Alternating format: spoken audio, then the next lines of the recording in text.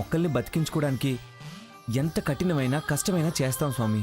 జీవం విలువ తెలిసి ప్రాణిని కాపాడాలనే మీ ఆరాటం ఆ శివయ్య గ్రహిస్తాడు. తప్పకుండా మేలు చేస్తాడు. వేయించిన గోధుమ పిండితో బెల్లం కలిపి 108 లడ్డూలు చేసి ఆ పార్వతీ పరమేశ్వరులకు నైవేద్యం పెట్టి చుక్కలు పొడిచాక ఆవుకి తినిపించిన గంగమ్మలో కలిపిన వెంటనే ఆయనే దారి చూపిస్తాడు. ఆ 108 గోధుమ లడ్డూలు చేసే సమయంలో మనసులో ఆ పరమశివుణ్ణి తలుచుకుంటూ కోరిక చెప్పుకోవాలి. అలాగే స్వామి, అయితే ఇప్పుడే ఆ గోధుమ లడ్డూలు చేస్తాము. ఆ పార్వతీ పరమేశ్వరులని కొలుస్తాము. శుభం జరుగుతుంది తల్లి. స్వయముగా వెలిగేటి శక్తి దేనికి లేదు, ఆ పరమేశ్వరునికి తప్ప తెలుసుకోండయ్యా.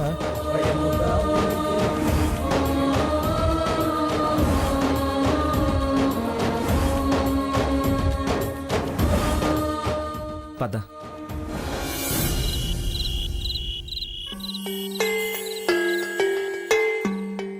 ఓం నమః శివాయ.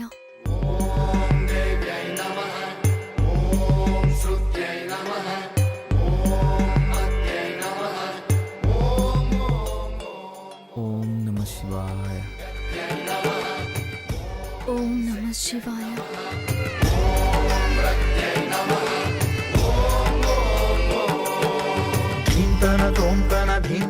ఓం నమః శివాయ. చింతన తోంతన శంకరునికి సంకీర్తనవో, ఈశ్వరుడే అనునిత్యం తనలో తలచుకునే ఓంకారమువో, శివ హృదయం కరిగించే ఆ పంచాక్షరివో, ఈ మదిలో మహాదేవుడినే కొలువుంచగా కైలాసమువో. రఘు, ఈ ప్రసాదాన్ని గోమాతకి పెట్టొద్దాం. సరే పద.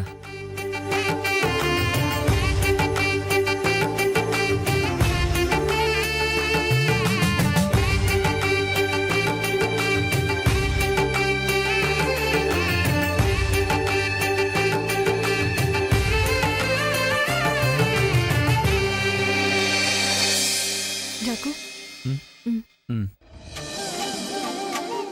అమ్మా, గోమాత నిన్ను అమ్మ తర్వాత అమ్మ అంటారు. కామధేనువుగా నిన్ను పూజిస్తే కామితాలు తీర్చే తల్లివి నువ్వు. ముఖ భాగాన శివుడు, బ్రహ్మ, విఘ్నేశ్వరుడు, నీ మోపురాన బ్రహ్మం, కంఠమునందు విష్ణువు, సరస్వతి, ఉదర భాగమున లక్ష్మీదేవిని కలిగి ఉన్న నీవు సర్వదేవతా స్వరూపమని అంటారు. భక్తితో నిన్ను ప్రార్థిస్తున్నాను. నలుగురికి ఉపయోగపడుతూ బ్రతకాలనే మా కోరిక మన్నించి మమ్మల్ని కరుణించి తల్లి, మమ్మల్ని ఆశీర్వదించి చల్లగా చూడు. కోరికలు తీర్చే కామధేనువువి, మా కోరిక నెరవేరేలా దీవించు తల్లి.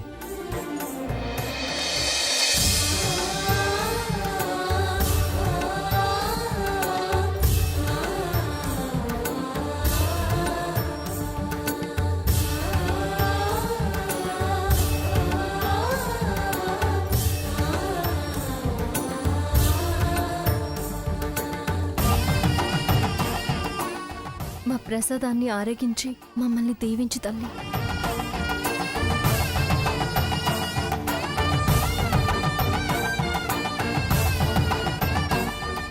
పద.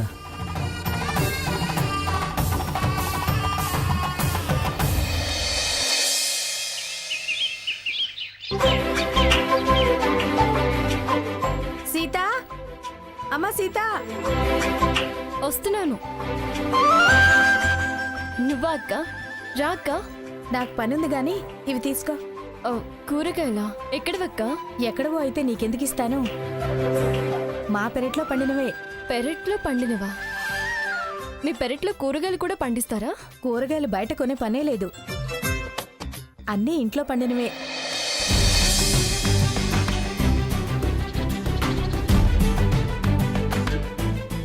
కూరలు కొనకుండా పెరట్లో పండిస్తున్నారా? నీలా ఎంతమంది ఇలా పెరట్లో పండిస్తున్నారక్క? చాలా మందే ఉన్నారు. ఎందుకమ్మా సీత? అక్క ఏమనుకోకపోతే అలా మొక్కలు పెంచే స్థలం ఉన్న వాళ్ళందరినీ ఒకసారి రమ్మనవా ప్లీజ్? నువ్వు ఇలా చెప్తున్నావు అంటే ఏదో లాభం వచ్చి దారే చూపిస్తావు. ఉండు, ఇప్పుడే చిటికలో పిలుస్తాను. ఈ చాటు తీసుకో.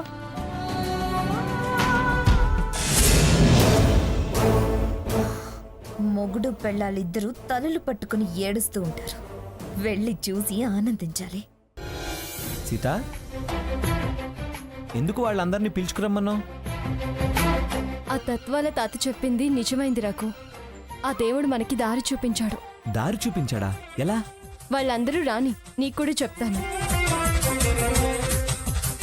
వస్తున్నారు.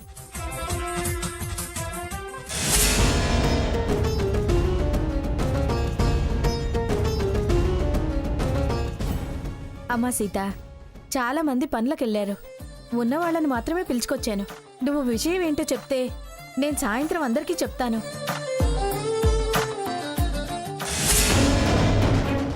ఈ జనమంతా ఏంటి? మొగుడు పిల్లల్ని ఓదారుస్తున్నారేమో. నేను నా 2 చేతులతో 4 కన్నీళ్లు తుడిచి ఓదార్చి తృప్తిగా వెళ్ళొచ్చు. ఏంటమ్మా సీత, ఇంట్లో స్థలం ఉన్న వాళ్ళందరినీ రమ్మన్నావంట? నేను హెర్బల్ క్రీమ్ తయారు చేస్తున్నానని మీ అందరికీ తెలుసు కదా. తెలుసు. దానికోసం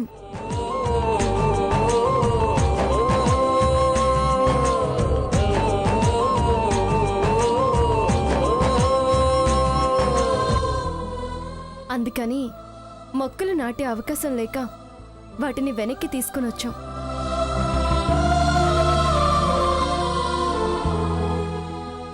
ఇందాక తను కూరగాయలు తెచ్చిన వెంటనే నాకొచ్చిన ఆలోచన ఏంటంటే, రేపు నేను ప్రారంభించబోయే వ్యాపారంలో మిమ్మల్ని అందరినీ వాటాదారుల్ని చేయాలనుకుంటున్నాను.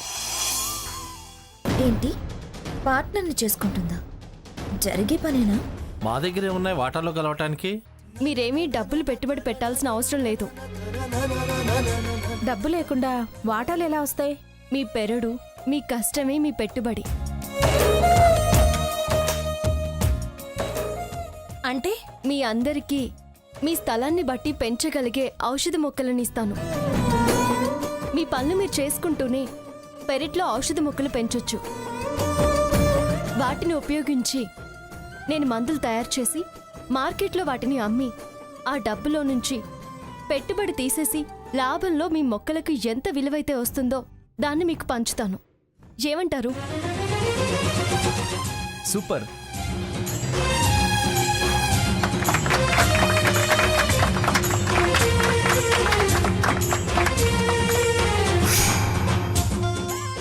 పిలిచి వ్యాపారంలో వాటాలిచ్చి మా బతుకులు బాగు చేయాలని చూస్తుంటే కాదని ఎలా అంటాను సీత?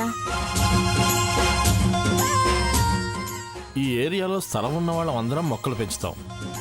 వాటాని కాదు కానీ మీకు తోచింది ఇవ్వండి. లేదు, నాకు తోచింది ఇవ్వడం కాదు. అందరం భాగస్వాములం అవుదాం. బాధ్యతగా మొక్కలు పెంచి మనము పెరుగుదాం. మీరు నాకు అండగా ఉండండి. నేను మీకు తోడుగా ఉంటాను. ఇంత మంచి మనసున్న తల్లివి, మాకు తోడుంటానంటే అండగా ఏంటమ్మా? నీకోసం మా ప్రాణాలైనా ఇస్తాం. అమ్మ సీత, నువ్వు సామాన్యురాలివి కాదు. మొత్తం లేబర్ని బుట్టలో వేసుకున్నావు. వీళ్ళ చేత మొక్కలు పెంచుతావా? సరే కానివ్వు. మీరంతా ఇలా ముందుకొచ్చి మాకు ధైర్యం ఇచ్చినందుకు మీ అందరికీ చాలా థ్యాంక్స్ అండి. థ్యాంక్స్ మేమే మీకు చెప్పాలి బాబు. తరతరాలు మిమ్మల్ని తలుచుకుంటూ మా పిల్లా పాపలు బతికేయాలి. అవతలాడి కంచంలో బువ్వలాక్కునే ఈ రోజుల్లో మీ కంచంలో పట్టెడన్నం మాకు పెట్టాలని చూసే మీరు మహారాజులు బాబు. సరే రండి. మీరెవరెన్ని పెంచగలరో అన్నన్ని మొక్కలు ఇస్తాను. తీసుకెళ్తురు గాని రండి.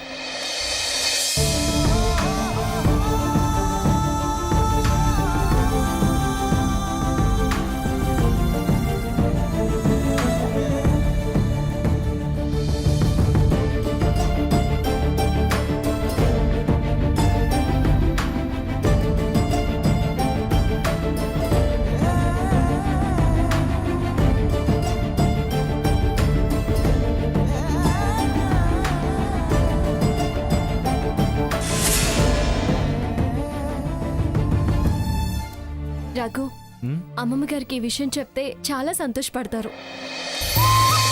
ఒకసారి ఫోన్ ఇవ్వు.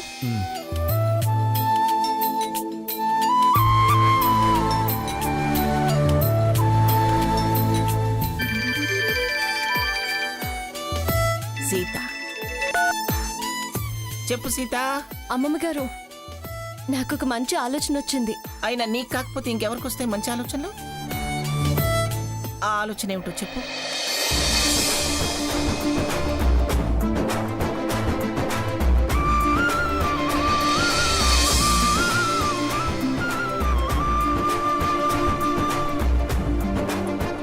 శభాష్ సీత, చాలా గొప్పగా ఆలోచించావు. సీత, వాళ్ళే కాదు, మేము కూడా బాగా స్వాములు మొత్తం. మాకు కూడా కొన్ని మొక్కలు పంపించు. నేను లక్ష్మిని పంపిస్తాను. నీ గెలుపుకి మా వంతు సహకారం అందిస్తాం సీత. అమ్మమ్మ గారు, ఇలా అయినా మమ్మల్ని సాయపండి. ఇది ఉచిత సాయం కాదులే, లాభంలో వాటా ఇస్తావుగా. అమ్మమ్మ గారు, మీకు వాటాలు ఇచ్చేంత దాన్ని కాదమ్మమ్మ గారు. ఇలా మీ ఆశీర్వాదం అందుకోవడం మాకు చాలా సంతోషంగా ఉంది. నీ ఆలోచన మమ్మల్ని ఇంకా ఆనందపరిచింది. All the best Sita. Thank you అమ్మమ్మ గారు. ఉంటాను. అలాగే.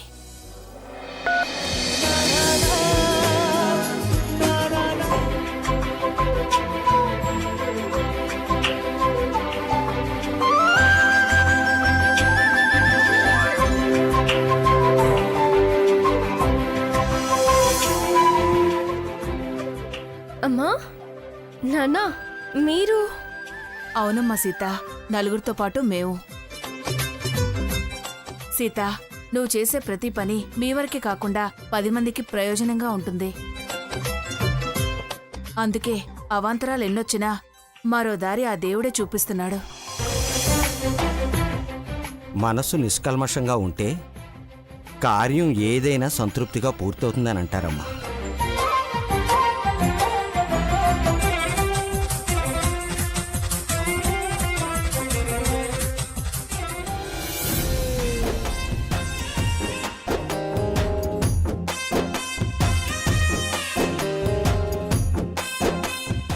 రఘు, అచ్చుడు. అత్తయ్య గారు, మీరందరూ లైన్లో ఏంటి?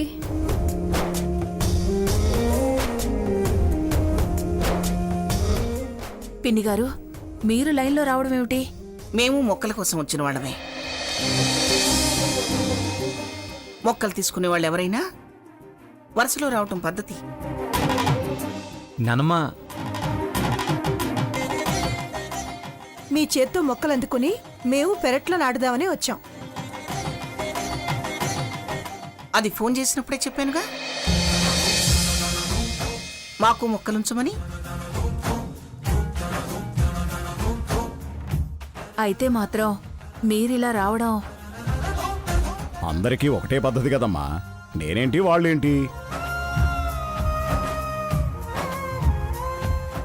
రేపు సీత పంచే లాభం తీసుకునేవాళ్ళమేగా. మేం మీకు లాభాలు పంచడం ఏంటి తాతయ్య గారు? అంతా అమ్మమ్మ గారు పంచే అదృష్టమే. నా చేత్తో మీరు మొక్కలు అందుకోవడం తర్వాత. ముందు మీ చల్లని చేతులతో మా పెరట్లో మొక్కలు నాటండి అమ్మమ్మ గారు.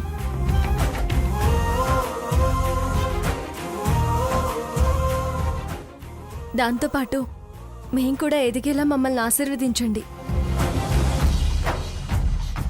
తాతయ్య గారు, అమ్మమ్మ గారు, మీరు కూడా తలొక మొక్క నాటాలి.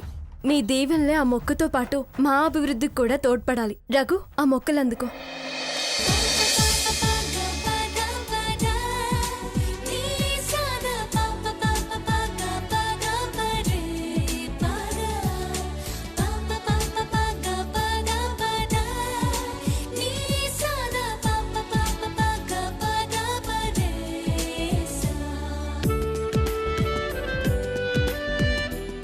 అమ్మమ్మ గారు, మా పెరట్లో మొక్కలు నాటుతురు కానీ రండి. ఆగండి, ఆగండి, ఆగండి.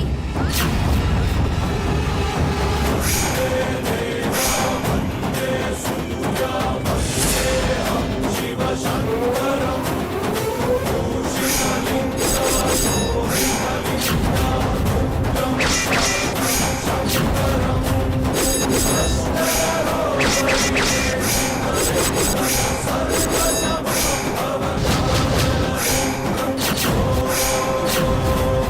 స్వర్ణ ఏంటి నువ్వు చేసిన పని?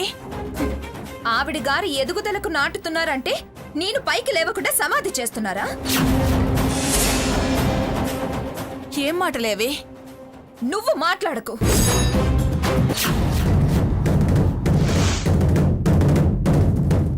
మాట్లాడితేనే ఇలా తయారయ్యావు.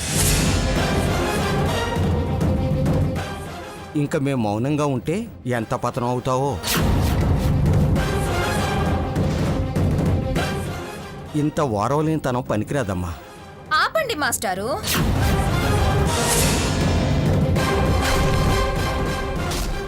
నేనే మీ బళ్ళు పిల్లకాయని కాను. నాకే మీరు నీతి వాక్యాలు చెప్పనవసరం లేదు. చూడు స్వర్ణ, మంచి అనేది చెడిపోతున్న వాళ్ళకి ఎవరికైనా చెప్పొచ్చు. పైగా కన్న తండ్రి ఏ దశలోనైనా చెప్పొచ్చు. నీ బుద్ధి తక్కువ చేష్టలు ఆపితే మంచిది. ఎందుకంత కొళ్ళుకుంటున్నావు? చేతనైతే నువ్వు ఎదిగే ప్రయత్నం చేయాలి, కానీ ఇలా చెడగొట్టే పనులు చేయొద్దు. ఎవరేం చెడగొట్టాల్సిన అవసరం లేదు. దరిద్రులకు ఎంత చేసినా దశ ఏం మారదు.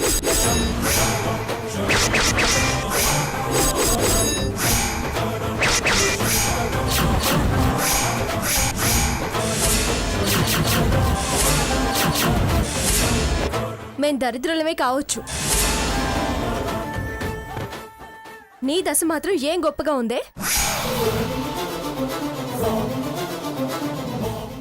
చూడు, లేనితనం అంటే డబ్బు లేకపోవడం కాదు, మంచు లేకపోవడం.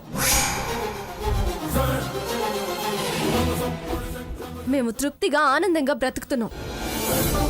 మాకే దరిద్రం లేదు. అన్నీ ఉన్నా ఎవరి దగ్గర మంచు లేని నువ్వు, ఏమీ లేని దానివి నువ్వు.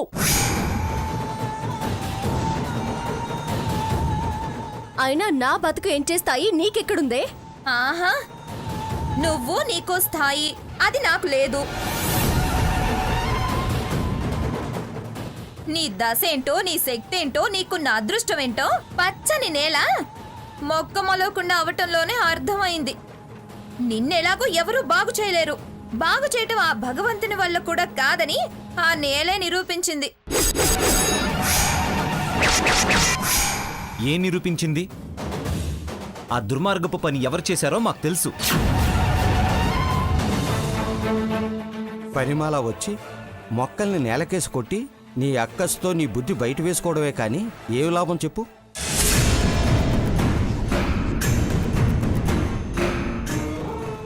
నిన్నది ప్రేమిస్తున్న కొద్దీ నువ్వెందుకింత ద్వేషం పెంచుకుంటున్నావో నాకు అర్థం కావడం లేదు. అర్థం కాకపోవడానికి ఏముంది?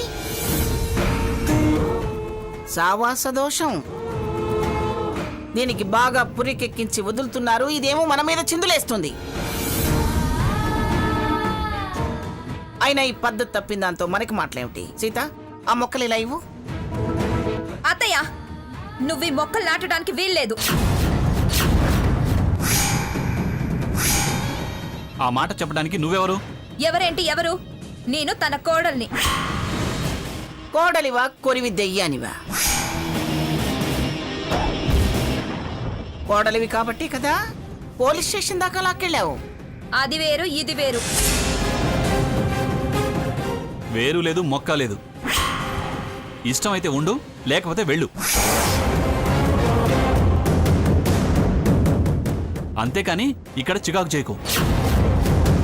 ఇది ఏది మొదలు పెట్టినా నీ చిరుబురులు చిందులేంటే? ఓర్పు మారిన బుద్ధి, చేతగానితనం. నీ జీవితం బాగు చేసుకోవడం చేతకాక వాళ్ళ మీద పడి ఏడుస్తావే? నీలాంటి వాణ్ణి కట్టుకున్నాక ఏడుపు కాక ఎదుగుతలేముంటుంది?